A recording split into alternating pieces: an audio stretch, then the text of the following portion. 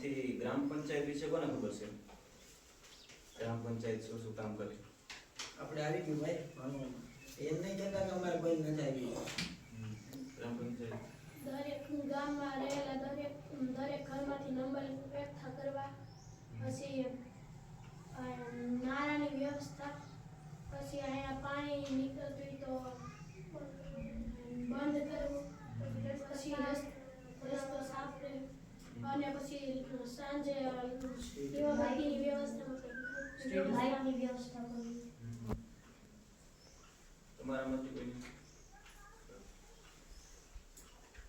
કોઈ ખબર છે પંચાયત વિશે, પંચાયતની કામગીરી વિશે?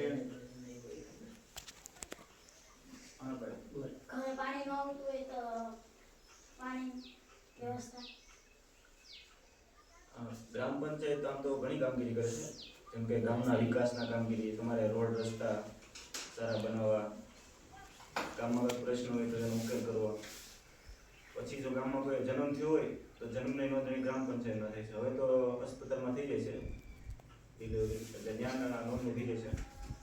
બાકી ગામમાં આવકનો દાખલો કાઢવો, મજૂરી કોકને ન મળતી તો મનરેગા દ્વારા મજૂરી પૂરી પાડે છે.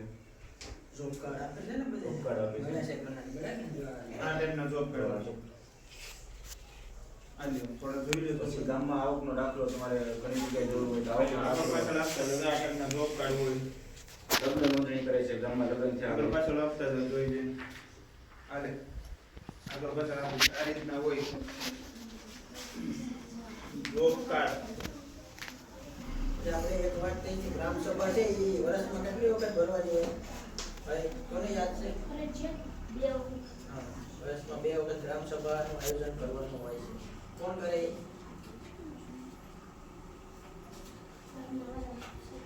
સરપંચ અને ગ્રામ પંચાયત આખી ભેગી થાય બરોબર. આગળ પાછળ આપતા તો જોઈતા તો એમ આપતા તો આ ટાઈપનું એમાં બીજું કઈ ન હોય.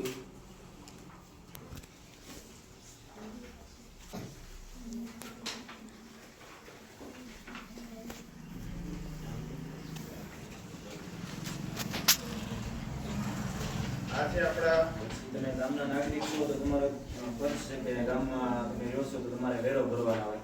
આ ધ્યાન દ્યો. તો વેરો કઈ રીતના અમે પૂરો પાડીએ તો હવે તો ઓનલાઈન વેરા પોઈન્ટ થઈ ગઈ છે, એટલે આ પ્રમાણે વેરા પોઈન્ટ નીકળે છે. પહેલા તો લખીને આપતા, ડિજિટલ થઈ ગયું છે એટલે એવું બધું ઓનલાઈન. ડિજિટલ ગુજરાત એટલે વેરા જો, પોઈન્ટ, ઘર વેરો આવે, પાણી વેરો આવે, પછી જમીન વેરો આવે, સફાઈ વેરો આવે. સફાઈ વેરો આવે, જાજુ બધી આવે. હા, એ આપણે ભરવો પડે દર વર્ષે. આમ તો મહિને હોય પણ વર્ષમાં એક સાથે જો ભરવું. તમારું મકાન મોટું મકાન હોય તેને વધુ વેરો આવે, નાનું મકાન નળિયા વાળું ઓછો વેરો. સાફ સફાઈ પાણીનો વેરો. ગામમાં રોગ ન ફેલાય,